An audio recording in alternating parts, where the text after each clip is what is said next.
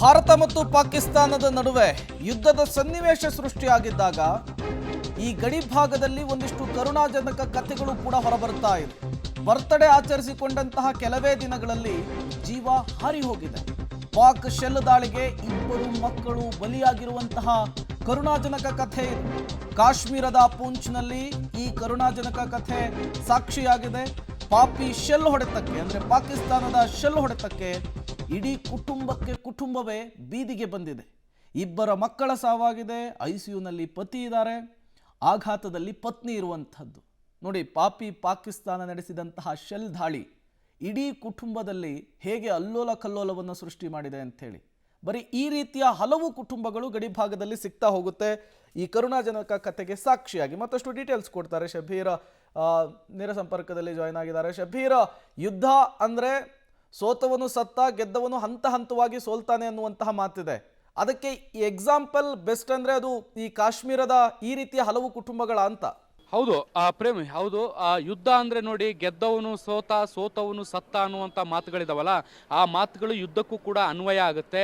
ಇನ್ನೂ ಕೂಡ ಎರಡೂ ದೇಶಗಳ ನಡುವೆ ಯುದ್ಧ ಅನ್ನುವಂಥದ್ದು ಅಧಿಕೃತವಾಗಿ ಶುರುವಾಗಿಲ್ಲ.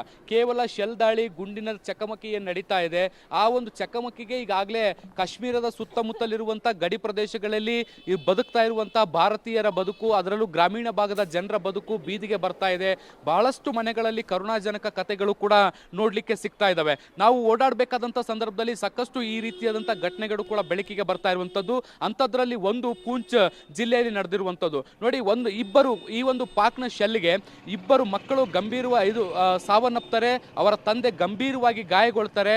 ಈ ಘಟನೆಯನ್ನ ಕಣ್ಣೆದುರಿಗೆ ನೋಡಿದಂತಹ ಒಬ್ಬರು ಮಹಿಳೆ ಏನಿದ್ದಾರೆ, ಆ ಮಕ್ಕಳ ತಾಯಿ ಅಥವಾ ಈಗ ಗಂಭೀರವಾಗಿ ಗಾಯಗೊಂಡಿರುವಂತಹ ವ್ಯಕ್ತಿಯ ಪತ್ನಿ ಏನಿದ್ದಾರೆ, ಆಕೆ ಮಾನಸಿಕ ಆಘಾತಕ್ಕೆ ಒಳಗಾಗ್ತಾಳೆ.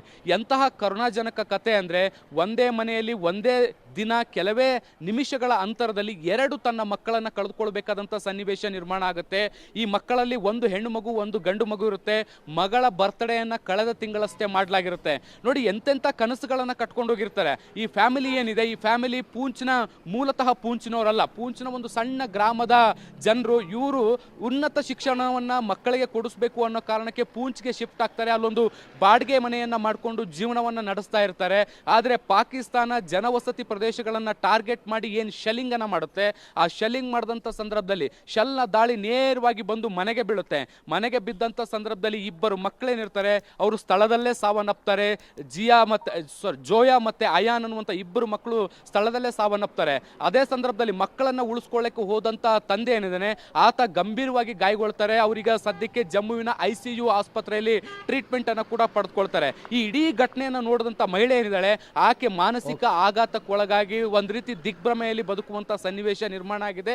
ಇಂತಹ ಹಲವು ಘಟನೆಗಳಿದಾವೆ, ಹಲವಾರು ಈ ಕುಟುಂಬಗಳಿದ್ದಾವೆ, ಅವುಗಳ ಬದುಕು ಬೀದಿಗೆ ಬರುವಂತ ಸನ್ನಿವೇಶಗಳು ನಿರ್ಮಾಣ ಆಗಿದಾವೆ. ಅದಕ್ಕೆ ಹೇಳೋದು ಯುದ್ಧ ಬೇಡ ಅನ್ನುವಂತ ನಿಟ್ಟಿನಲ್ಲಿ ಇಂತಹ ಹಲವಾರು ಕರುಣಾಜನಕ ಕಥೆಗಳು ಸದ್ಯಕ್ಕೆ ಕಾಶ್ಮೀರ ಮತ್ತೆ ಜಮ್ಮುವಿನ ಗಡಿ ಪ್ರದೇಶಗಳಲ್ಲಿ ನೋಡ್ಲಿಕ್ಕೆ ಸಿಗ್ತಾ ಇದಾವೆ. ಪ್ರೇಮ್, ಓಕೆ.